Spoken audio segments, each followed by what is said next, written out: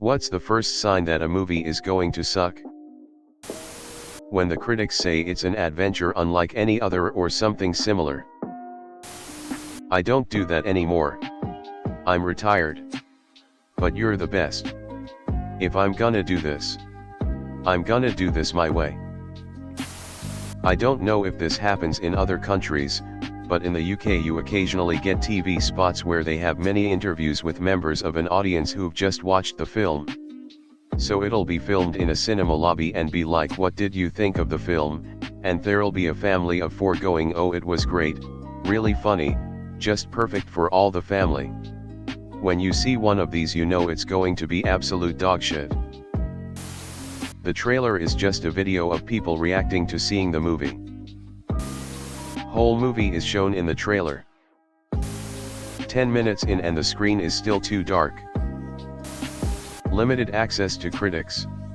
That's always a giveaway. Some stupid viral marketing attempt at making it controversial by saying they don't want you to see this movie. Red flag, that movie is going to suck. From 2 of the 12 writers of Scary Movie. As soon as I hear it's a remake, 90% of the time it's gonna be trash. It stars Steven Seagal. See how much exposition they have to shove in the trailers. It's a Disney live-action remake. Directed by Uwe Boll. Premiere at the beginning of the year. Some exceptions to this, but usually the studios save the ones they know are gonna kick ass for the fall. If the seats in front of you happen to be seating a pair of robots built out of garage sale junk. It's a reboot of a movie from the 80s or 90s. You can tell a movie's quality from how it handles the most basic scene, a conversation. If they have constant soundtrack playing through all the dialogue scenes, constant camera panning, cutting to a variety of angles quickly, then you can tell they are overcompensating for the lack of substance. The opening scene from Inglourious Bastard is an example of how it's done right, where Hans is sitting at the table with the farmer who is hiding the Jews under the floorboards. They just set the camera down, no camera panning all over the place, and it's just 2 guys talking.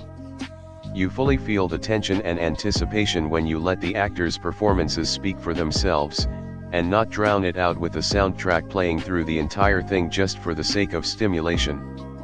In contrast, a lot of generic action movies just try to stimulate you through the whole film, where the basic dialogue is diluted with nonsense and unnecessarily epic music.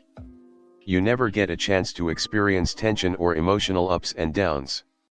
You get pretty much a flat line of stimulation throughout the movie. Thanks for coming to my TED Talk. Starring James Corden.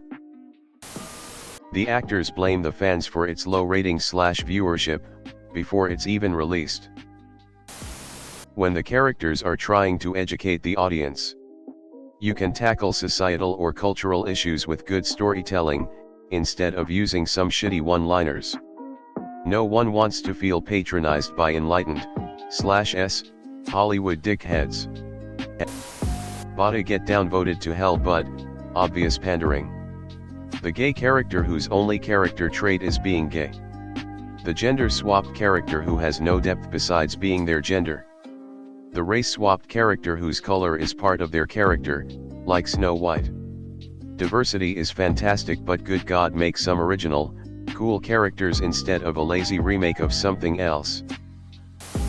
From the producers of Directed by Alan Smithy, aka Alan Smithy. This is used when the person directing the film thinks it's so bad that they don't want their name associated with it. And if the person in charge thinks it's that bad, it probably is. My ex Phil thought that the more they hype a movie, the worse it was. He figured they were trying to get people to go see it before word got around how bad it was. Reimaged. Reboot. Blind casting. Modernized. We're going to save the world. It stars Madonna, J-Lo, or Steven Seagal. It stylizes itself as the summer's next blockbuster. It was directed by Uwe Boll or M. Night Shyamalan. Ding dong. It has a C-list actor starring alongside a kid or an animal. The trailer starts out in a world where, with the voice we all remember from our childhood. When it starts in middle of the action and then cuts to 3 weeks earlier. It has Adam Sandler grinning like a freshly lobotomized lab monkey on the poster. A late review embargo lift date.